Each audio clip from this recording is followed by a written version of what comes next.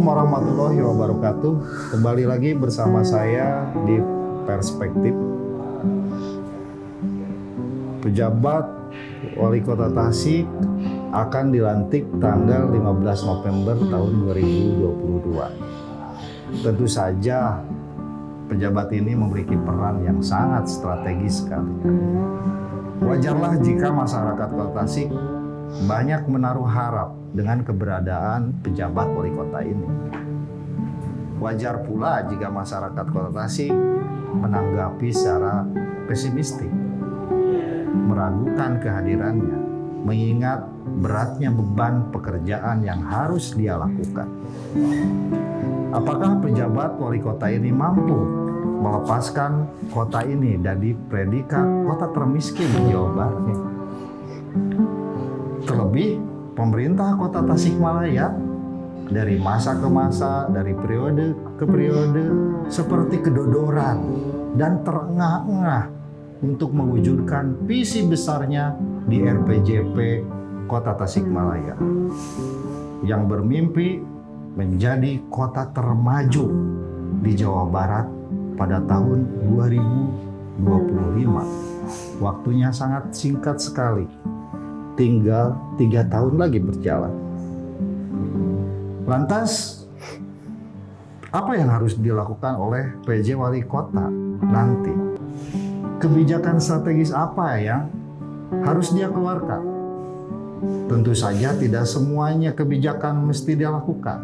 Prioritas apa yang harus menjadi concern utama PJ Wali Kota yang akan menjabat lebih dari 2 tahun itu? Kita akan membahasnya dengan para narasumber. Telah hadir bersama saya Pak Dr. Asep Supyan, Pak Dr. Basuki Rahmat, dan Pak Agus Wahyudin, Wakil Ketua DPRD Kota Tasikmalaya. Ini lebih serius lagi. Karena apa? Seperti yang kita ketahui, RPJMD sudah habis di tahun ini. Skornya berapa? Pak Wakil Ketua lebih tahu skornya berapa. Sampai RPJ-nya belum. Apalagi kalau kita membaca RPJP. Itu lebih Dan faktanya memang seperti itu. Apakah terlalu tinggi mimpi kita? Atau mimpi itu memang tidak realistis? Tapi itu adalah kesepakatan politik yang sudah disepakati secara politik melalui delegasi rakyat di parlemen tentunya. Ditetapkan menjadi RPJMD. Apa yang mesti dilakukan? Ada fungsi birokratis, teknokratis sekarang. Si PJ Wali Kota ini menyusun RPJMD. Darurat yang diatur oleh Permendagri kalau nggak salah. Bagaimana Kang Uki? Fokus ke apa? Ya, RPJPP ini sampai 2025 ya? 25. Jadi memang ini sangat momentum yang tepat gitu ya. Artinya penjabat wali kota ini akan menyusun RPJP 25 tahun ke depan, gitu ya. Karena nanti setelah pilkada itu sudah langsung on gitu ya. Saya draftnya harus disiapkan dari sekarang kan. Jadi jadi saya ingin tadi kita berbicara soal dari sisi proses yang ya membuat kita agak pesimistis gitu ya. Berarti dia ini nyusun RPJMD darurat sekaligus menyusun RPJP. Draft RPJP 25 tahun ke depan gitu ya. Ini memang luar biasa. Jadi saya ingin dalam hal ini mengajak kita untuk optimistik lah begitu ya. Artinya dalam hal ini memang mungkin ini ya, pandangan bahwa tadi kenapa misalnya ada calon PJ yang disiapkan oleh pemerintah pusat dan pemerintah provinsi. Barangkali kalau kita berpikir positif gitu ya. Ya dalam rangka mempersiapkan RPJP yang lebih lebih realistis ya, lebih Indonesia lah katakan begitu misalnya gitu ya, dari cara pandang Indonesia lah gitu ya. tidak cara pandang lokal gitu ya. Nah, mudah-mudahan saja nanti kalau misalnya PJ-nya dari pejabat provinsi atau pejabat pusat betul-betul ya mampu mempersiapkan RPJP untuk Kota Tasik 25 tahun yang akan datang, karena ini memang luar biasa strategisnya, karena itu akan menjawab persoalan-persoalan yang selama ini ada di kita, tadi soal kemiskinan gitu ya, soal laju pertumbuhan ekonomi gitu dan lain sebagainya gitu ya. Jadi memang waktu 2 tahun ini ya waktu yang sangat singkat memang dari sisi itu, tapi dibutuhkan kerja keras yang luar biasa gitu ya. Nanti DPRD-nya juga harus sama-sama bekerja keras untuk ini, termasuk juga stakeholder yang lainnya gitu. Jadi mungkin nanti si PJ itu fokus ke sana, saya kira gitu ya. Bagaimana mempersiapkan Tasik 25 tahun yang akan datang gitu ya. Bagaimana yang 2 tahun sisa? Ya, 2 sisa ini. Dan waktu 2 tahun ini memang dirasa secara schedule memang sudah disiapkan ya Pak Agus ya. Gitu. Gitu. Ya kita lihat saja nanti. Pusat Perdagangan dan Industri termaju di Jawa Barat tahun 2025. Gimana Pak Dokter? Ya, sebetulnya tidak ada yang keliru dari rumusan visi yang sudah disampaikan oleh stakeholder pada saat itu. Kan itu juga keputusan politik ya, Pak Agus. Ya. Yang mungkin agak kita menjadi greget itu implementasinya sebetulnya. Daya dobraknya aja sebetulnya. Memang kita saat ini ada di fase ekonomi recovery pasca pandemi. Sehingga bagi siapapun, kepala daerah dimanapun, apalagi secara makro ekonomi nasional juga terpengaruh oleh resesi ekonomi global. Presiden kita bilang tahun 2023 lebih gelap. Maka tentu ini adalah saatnya kepala daerah siapapun PJ-nya nanti itu, kalau menurut saya sih, fokus pada ekonomi recovery.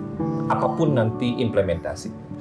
Apakah pada pendekatan bagaimana, kemarin saya kira Pak Wali kita sedikit menyentil BPS tuh ya. Apa benar data BPS begitu caranya? Ya saya bilang secara institusi BPS punya metodologi, sudah baku barangkali. Ya, dan kepada siapa lagi kita harus percaya statistik selain kepada BPS begitu ya. Apapun hasilnya 13,13% atau 89.000 sekian orang, Tasik masih di bawah garis kemiskinan. Itu data BPS. Bukan DTSK loh. Bukan kan? Bukan. BPS. DTSK apa DTKS sih? DTKS. Nah, DTKS lebih banyak lagi. Lebih besar lagi kalau makanya ini BPS gitu ya. Artinya bahwa ekonomi recovery ini menjadi utama. Dan saya melihat kalau konsepnya mungkin resesi global itu sedikit bisa melambatkan pertumbuhan ekonomi kita. Dan memang tanda-tandanya sih memang PDRB kita terus turun dari tiap tahun sekarang ini. Yang perlu dicermati itu justru kalau saya agak risau dengan indeks Gininya, Kang. Ya, di Kota Tasik cenderung naik terus 3 tahun terakhir. Sudah makna pandemi, ada recovery sebentar, kemarin 2021 lumayan, tapi masih tetap kecenderungannya naik. Artinya gap si kaya si miskinnya masih tetap lebar. Sangat. Dan ini mungkin menjadi satu pukulan sebetulnya pada politik anggaran kita belum sampai sasaran yang diharap. Trickle down effect dari pembangunan kita itu belum langsung dirasakan oleh masyarakat kaum marginal khususnya. Nah ini yang perlu didesain oleh PJ Wali Kota siapapun. Karena apa? Industri kreatif ini punya potensi untuk menggerakkan UMKM. Ya, di mana-mana saat ini ketika negara-negara lain pada decline, justru Badan Ekonomi Kreatif Kementerian Ekonomi Kreatif Pariwisata ini nonjol sendiri tuh. Dan ini sebetulnya selalu kata kunci pemihakan kebijakan ekonomi di kota untuk UMKM ini seperti apa. Apalagi sekarang etalase kota sudah berubah kan, mau ditempatkan di mana PKL kita satu saat nanti. Karena itu yang akan menggerakkan Dan ekonomi. itu daya tahannya Daya tahannya sangat tinggi, kemampuan pivotingnya untuk UMKM itu bisa berubah setiap saat itu hebat. Udah teruji lah kalau UMKM kita ini. Itu saya kira concern saya untuk bagaimana PJ Wali Kota ini memihaki sektor ekonomi real. Oke, lebih kepada recovery ekonomi pasca Covid dan sekarang menghadapi resesi. Betul. Gitu, dan Apakah mungkin PJ Wali Kota punya program pemutahiran data kemiskinan gitu yang lebih revolusioner, libatkan pentahelik perguruan tinggi? wah, itu luar Wah, biasa. itu lebih enak lagi. Lebih real gitu ya Ah. langkahnya itu. Daya dobraknya aja sih. Bukan malah jadi mengkritisi BPS. Itu. Karena masa kita cari data kemiskinan dari LSI kan juga nggak bisa. Oke, Pak Ketua, kalau ini bebas Pak Ketua. Ya. Ini lebih kepada norma sebenarnya. Prioritas apa yang mesti dilakukan menurut pandangan ini? Ya. Pak Ketua kan berapa periode sekarang? 4. 4. Ya mengikuti dari awal RPJP. Ya. Ya, betul. Sama gitu. Gitu. Jadi begini ya, kita normatifnya dulu lah. Lagi-lagi memang di masa transisi ini ada sesuatu yang terlanggar sih sebetulnya dari si peraturan perundang-undangan. Jadi sistem keuangan daerah itu sekarang diatur oleh sistem perencanaan daerah itu sekarang diatur oleh Instruksi Menteri Dalam Negeri nomor 70. Fase kita sekarang berada pada fase keempat RPJMD, fase akhir. Fase akhir itu di mana disebutkan di situ bahwa Tasikmalaya sudah menjadi kota cikal bakal kota industri. Sudah nampak kota industri. Itu di fase keempat. RPJMD kita habis besok tanggal 14. RPJPD kita itu tahun 2025 habisnya. Dan itu mencapai kota industri termaju di Jawa Barat. Nah, karena ada kekosongan masa 2 tahun, menurut Instruksi Menteri Dalam Negeri itu, maka daerah diwajibkan membuat rencana pembangunan daerah. Nah, rencana pembangunan daerah itu ditandatangani oleh wali kota. Nah, ini kan sebetulnya ada instrumen sistem sistem perencanaan yang terlanggar sebetulnya. Tapi kita wajarkan ini masa transisi, gitu ya. Tetapi apa ini akan dibiarkan? Kan tentu harus enggak. Sebab mohon maaf tidak mengecilkan Instruksi Menteri Dalam Negeri, sistem keuangan dan penganggaran daerah itu diatur oleh undang-undang. Iya. Dan itu harus setingkat yang itu. Itu barangkali sehingga daerah itu kemarin melalui keputusan wali kota sudah membuat rencana pembangunan daerah sampai tahun 2026. Jadi sampai 2026.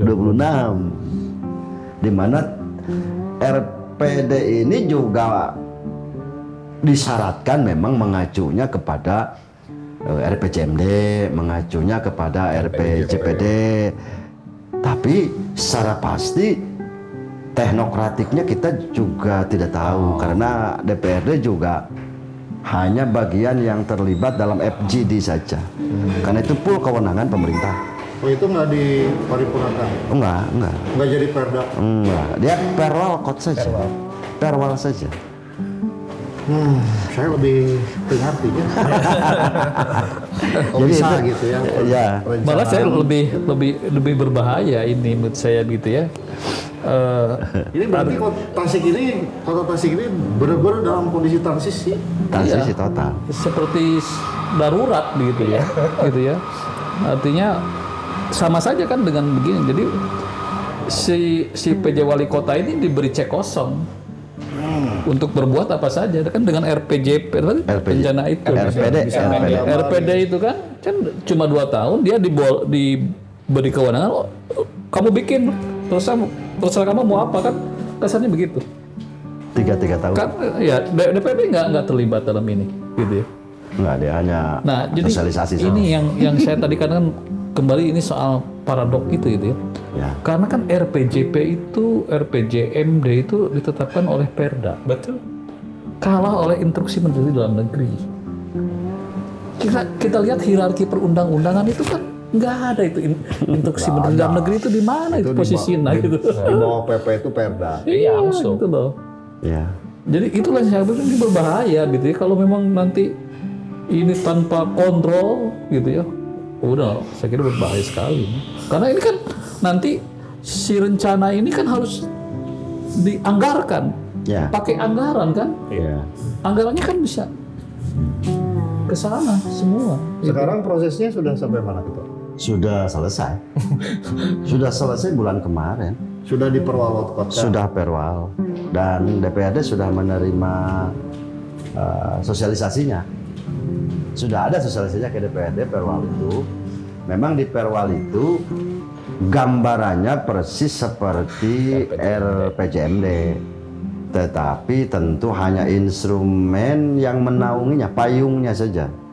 Bahwa di situ ada kajian geografi segala macam, ya. Oke. Saya lihat ketua ini sangat terbebani sekali. Kalau saya jadi ketua sangat terbebani. Ya semangat moralnya kan dulu 20 tahun yang lalu ketua ya, kita bayangin. Wah, berangan-angan mimpi konotasi. Lalu bergantilah kepemimpinan dan saya pikir nggak fokus ya. Ya. Nggak fokus sama target-target step-step RPJP itu. Jadi mancawura gitu ya. Dirubah di tengah jalan. Dirubah di tengah jalan, ada evaluasi, ada pengurangan target dan lain sebagainya. Tuh. Itu ya itulah yang terjadi.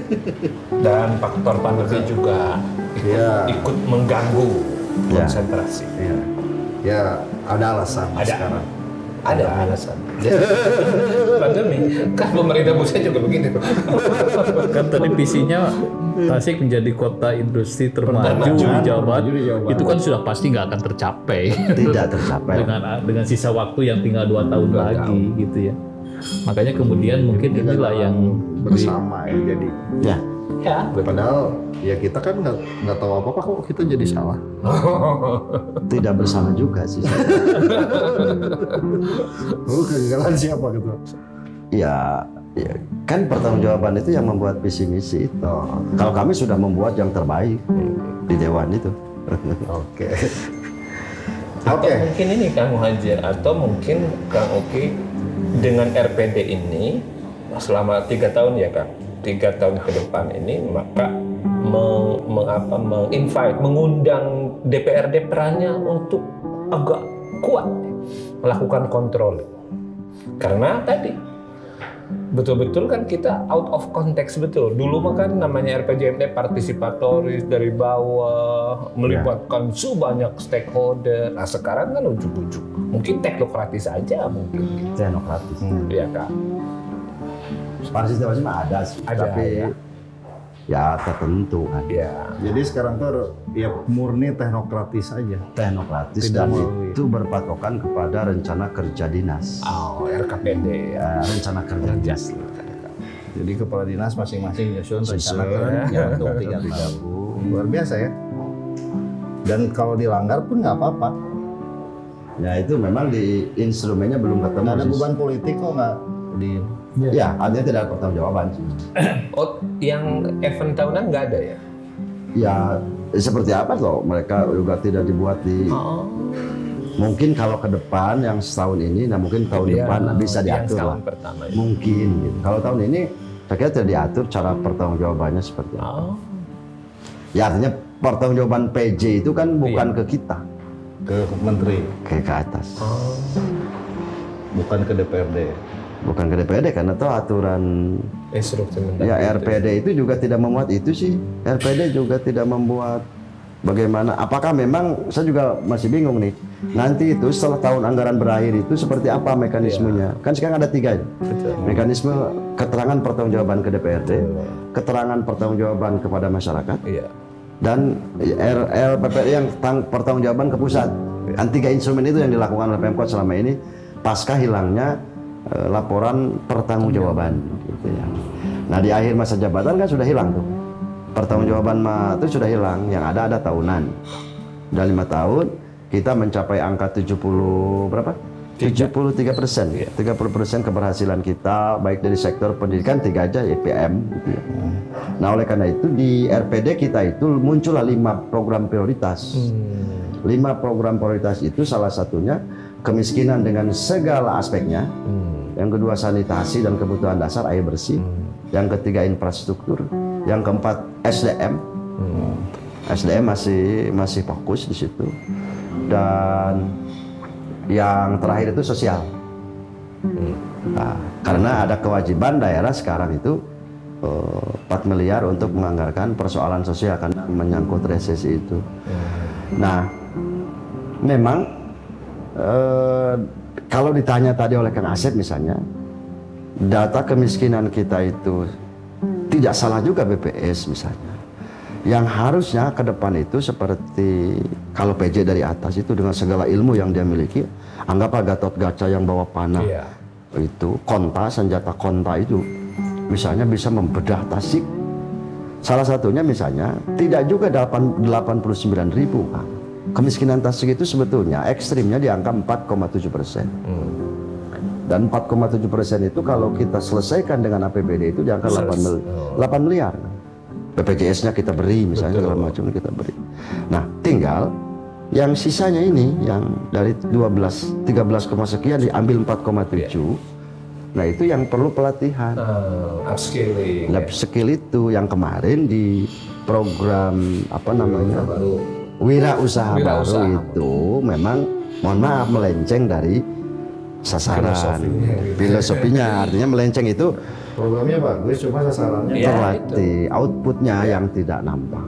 Outputnya mungkin terlalu banyak, jangan 1.000 lah. Dulu itu kalau anggap kita 300 saja per tahun misalnya. 300 itu kita bimbing karena kita punya bank segala macam. Saya kira itu juga. Nah, berikutnya memang UMKM kita, kalau di situ disebutkan itu kalau peningkatan daya saing ekonomi dan investasi. Kita dapat penghargaan sebagai daerah yang PMDN-nya tinggi. Iya, betul. Penanaman modal dalam negerinya tinggi. Makanya kan kontras dengan daerah miskin. Aneh memang. Nah, jadi kalau kita bertanya ke BPS itu tidak salah juga sih sebetulnya. Tetapi memang harus ada ilmu baru. Nah, barangkali nanti kalau PJ ini mumpuni, ya tadi dengan senjata kontanya, saya kira kita harus mulai split cara pendekatannya. Jadi BPS itu juga jangan kebut-kebutan bikin data itu. Nah, yang kedua memang kita harus punya data yang akurat, big data itu. Yang tadi di DTKS 120 gitu, terus 125 kakak, 1000 kakak. Nah, ini fokus PJ ke depan. Kalau PJ itu ingin punya nama hebat. Legacy yang baik. Ya, PJ itu pulangnya itu nanti diluk-lukan sama orang. Betul. Wah, hebat kamu ya. Oh, hebat kamu. Kayak Laksana Dr. Soekarjo lah, namanya orang Jawa tinggal di Tasik, namanya jadi tertera. Bikin rumah sakit jadi direktur gitu. Ya, kayak begitulah nanti PJ itu harus suksesnya kayak begitu. Jadi karena tadi lepas dari kepentingan. Dalam tradisi kita nggak aneh dipimpin orang lain itu nggak. Jadi sinyalnya begitu. Enggak juga kalau saya pikir terpait aja. Enggak, kalau misalnya gini. Karena memang itu realitas yang harus dihadapi oleh kita semua. Ya mungkin Pak, mohon maaf, kalaupun Sekda misalnya, kalaupun Aipa naik kelas menjadi PJ, ya tentu dia dengan segala segudang pengalaman yang dia miliki, dia harus lebih fighter. Betul. Lebih punya dibanding dengan yang lain. Gitu. Dan sekdanya PJ lagi. PJ lagi gitu. PJ lagi. Gitu. Nah, memang kelemahan kalau dari luar itu kan harus siap Sabtu Minggu di Tasik. Betul. Kelebihan orang Tasik kan begitu. Jangan pimpinannya hilang gitu. Dia harus di sini terus. Temenang eueuhnya. Belum lagi kan dia harus ketemu ya segala macam juga perlu waktu genep bulan itu. Bukan sebentar. Konsolidasi tadi yang disampaikan Pak Dr. Asep itu. Kalau PJ itu dibebaskan dari jabatan aslinya enggak? Enggak ya? Enggak. Bebas mungkin? Enggak. Ini masih tetap pegang jabatan gitu maksudnya? Ya, enggak. Ya kalau balik lagi ya balik lagi. Tapi non aktif kan kali ya. PJ kan berarti. PJ. Jadi dunia PJ. Kalau saya simpulkan prioritas dari Pak Gus Wahyudin, PJ nanti itu harus fokus ke soal kemiskinan. Bagaimana menyelesaikan kemiskinan ini dengan cepat itu dalam jangka waktu Dengan pendekatan baru tadi. ya, dengan pendekatan baru, dengan Senjata cepat, kontak. dengan pendekatan baru, karena cukup waktu untuk menyelesaikan itu. Nah, panjang. Ya, dari Kang Uki tadi PJ Wali Kota ini harus mempersiapkan Tasik ke depan. Dia nyusun RPJP, mempersiapkan dan lain sebagainya. Memang butuh teknokrat sih kita untuk ke depan. Supaya tadi positifnya kata Kang Uki, cara berpikir nasional ditempel ya. gitu. Riset lah. Nah, fokus ke Pak Dr. Asep, saya simpulkan PJ Wali Kota harus concern kepada satu persoalan yang sangat utama sekali, yaitu recovery ekonomi, dampak dari pandemi, dan kesiapan kita menghadapi resesi ekonomi di tahun 2023 dan lain sebagainya. Nggak tahu lah perangnya mau selesai kapan ya mereka tuh. Gitu ya. Hanya saja ini Pak Kang Agus, dulu kan wakil wali kota itu kalau tidak salah tim penanggulangan kemiskinan daerah ya. PKD. Dulu itu koordinatornya itu wakil wali Wali kota. kota. Ya. Sekarang nggak ada wakil. Mungkin karena tidak ada wakil, mungkin tidak fokus. Tadi kalau di pantai itu. Ya, makanya pendekatannya harus beda Pak. Jadi kita berharap sih PJ wali kota siapapun harus punya senjata tadi yang berbeda lah dibandingkan Ya, harus yang lain. berbeda. Oke, terima kasih atas pembicaraan untuk topik yang ini. Kita akan ketemu lagi di perspektif berikutnya. Assalamualaikum warahmatullahi wabarakatuh.